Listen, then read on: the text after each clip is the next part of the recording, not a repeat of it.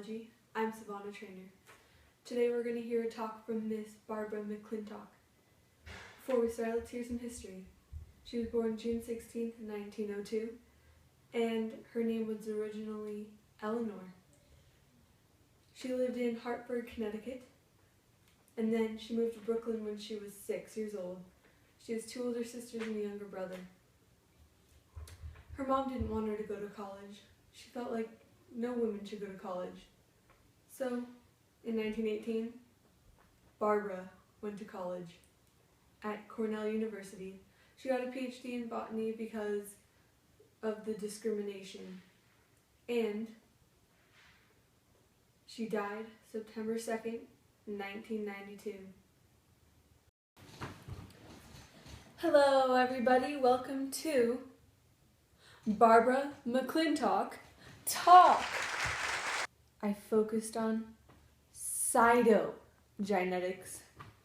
Cytogenetics is the study of a structure and function of chromosomes. In 1931, I was the first person to prove that genes were physically located on chromosomes. I also was the first to show that chromosomes swap bits of genetic information by crossing over when sex cells are formed. I moved on to corn. Look how cool this is. It's pretty cool.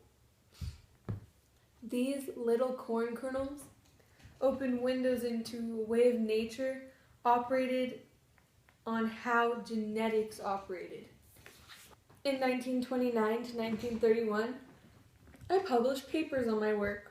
This is one of the most important aspects of reproduction because it explains why sex cells from the same individuals can produce offsprings that are different from each other, like 2 brown-eyed people have a blue-eyed child.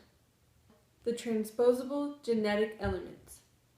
These were the ability of genes to change position on chromosomes, and a transposon is a piece of DNA that inserts itself into another piece in the genome, and I discovered this as well.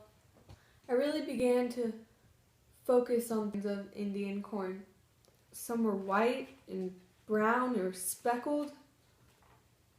It doesn't make any sense.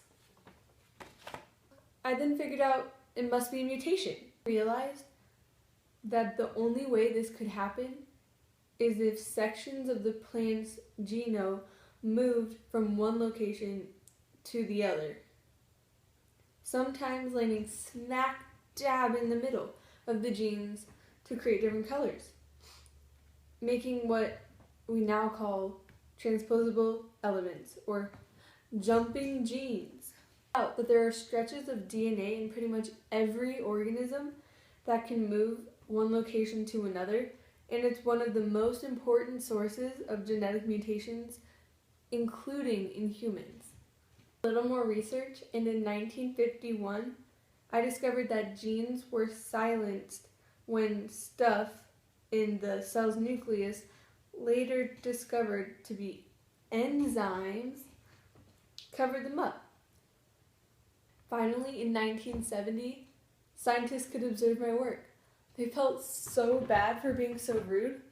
In 1983, 35 years later after publishing my first work, I was the first woman to receive a Nobel Prize in physiology or medicine. This was my discovery of mobile genetic elements. To this day, I remain the only woman to receive an unshared Nobel Prize in this category. I'd like to add that my discovery opened up the study of genetics and influenced all the aspects of biology.